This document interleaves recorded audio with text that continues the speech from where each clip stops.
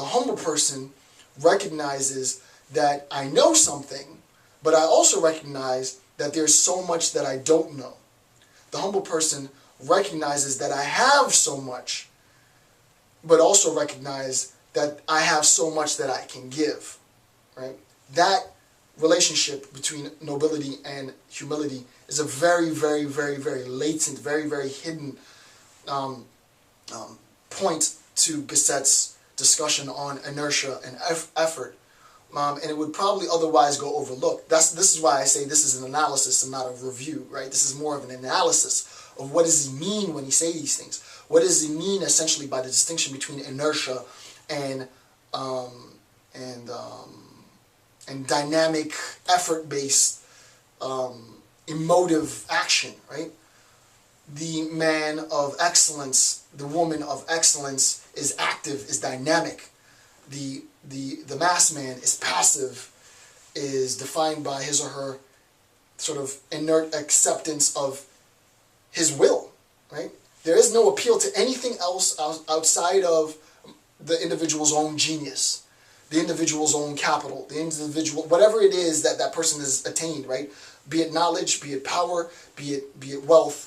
There is no appeal outside of my own knowledge, outside of my own wealth, outside of my own power. And that becomes problematic because there should always, according to Gasset, be an appeal to something higher than oneself. It doesn't have to be supernatural in any sense, but this humility to subordinate oneself willingly to something else, right? A refusal to do so creates this arrogance, this huge problem.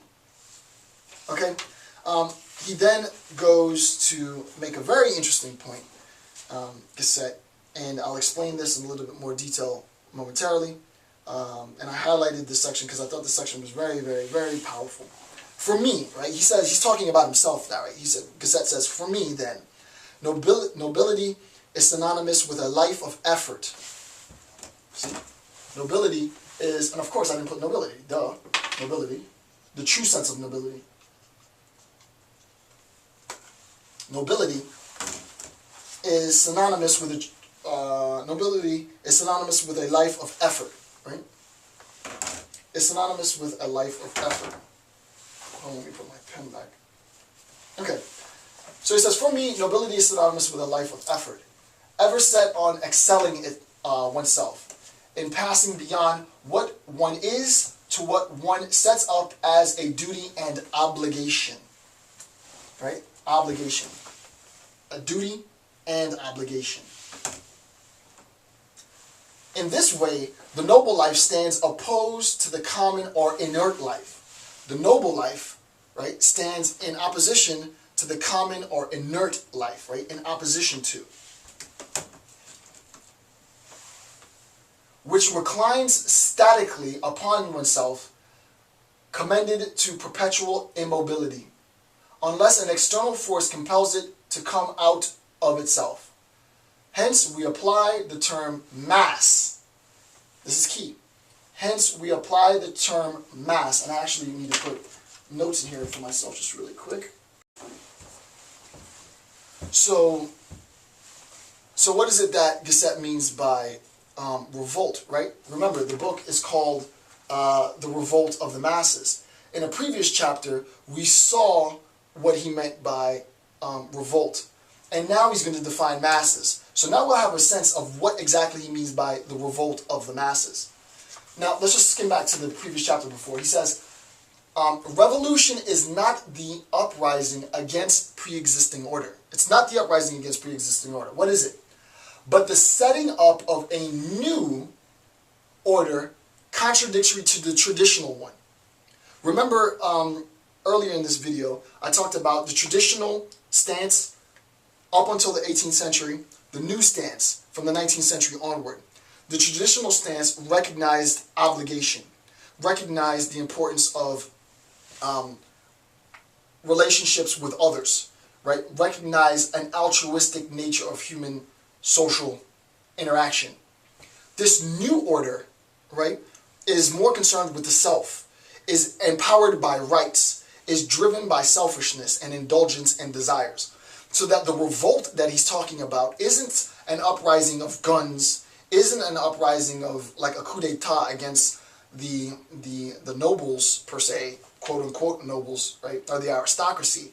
The revolt is this new structure, right? It is a refusal to recognize the tradition. It is a static, passive, self-indulgent generation of individuals only concerned with self-gratification.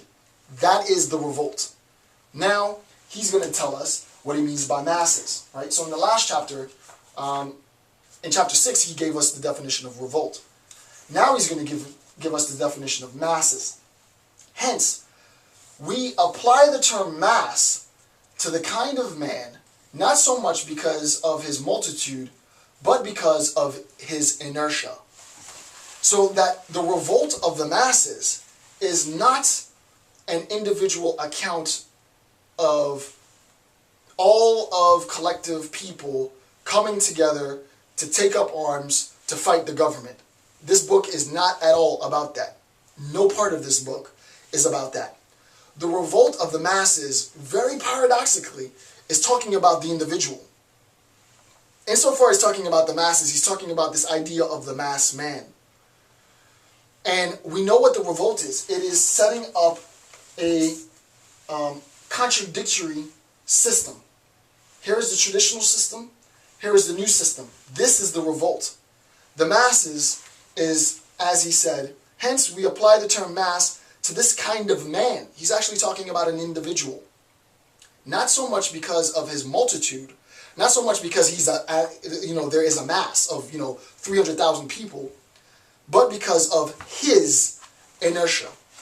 I have a general malaise. I'm going to sit back. I'm going to do nothing. I'm not going to appeal to anyone. I'm also not going to have anyone limit me. And I want everything that exists. I want it, and I want it now. And I demand it now. And I'm also not willing to work for it. I want you to work for it. I want you to get it for me. Right? This is the idea of the revolt of the masses. The revolt of the masses, in its truest sense, is really the new ideological nature, structure, cognitive ability, framework, if you will, of this new man and woman. This egotistical, self-centered, self-absorbed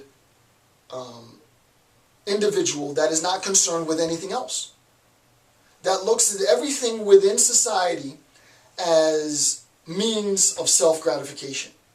That everything around me is perpetually only there to either gratify me or to be obligated by me. Right? I'll say that again because that's important, right? This new revolt against the traditional stance is that the revolt, as we read before, is this new system in opposition to the existing traditional system.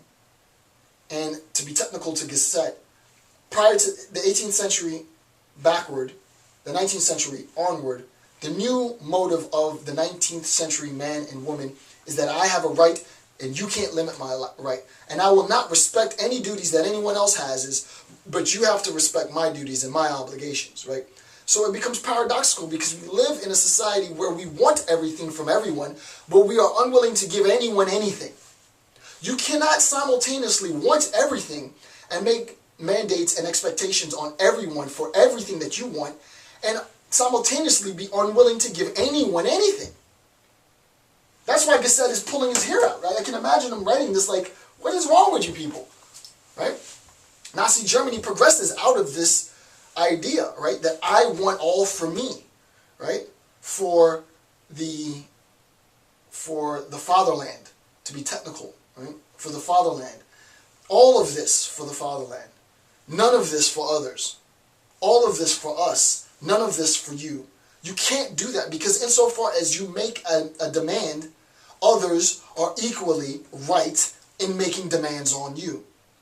An expectation to have your demands filled and a refusal to fulfill the demands of others is unfair, inherently unfair.